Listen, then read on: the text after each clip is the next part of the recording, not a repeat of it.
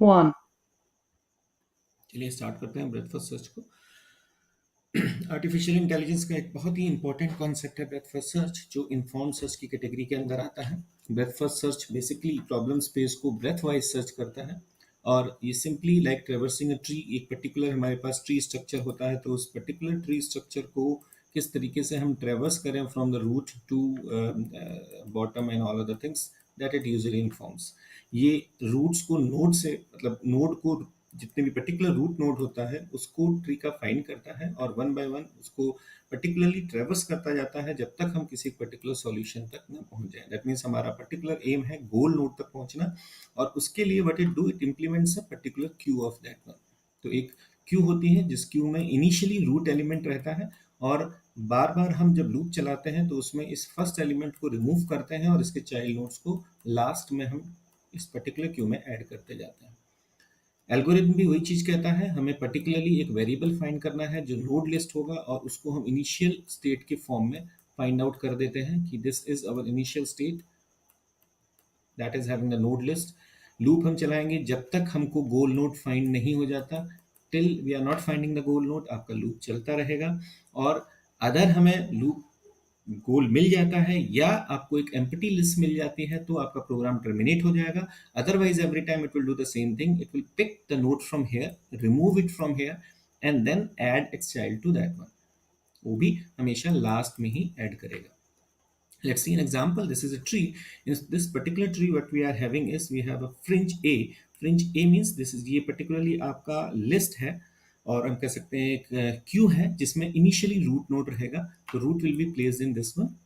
Root place होने के बाद what we will do in the next step, we will remove this A from the list. This will be removed, and what will happen, its child B and C will be added to the queue.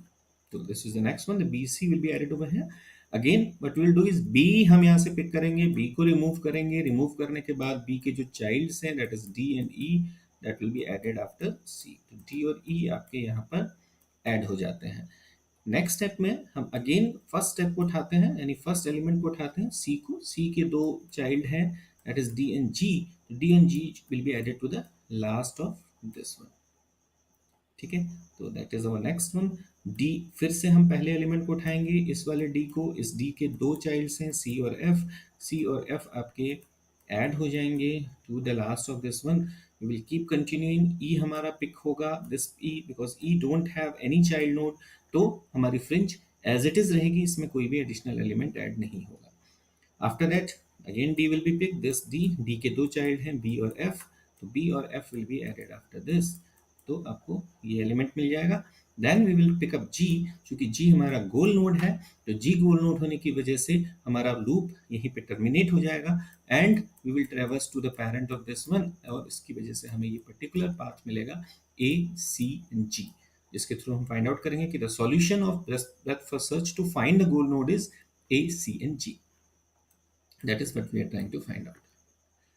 तो particularly हमारा जो breath first search है उसका यही concept है। Breath first search में हम करना क्या है, हमें रूट नोड को उठाना है, उसके दो जितने भी चाइल्ड्स हैं, चाइल्ड्स को वी विल पिकअप।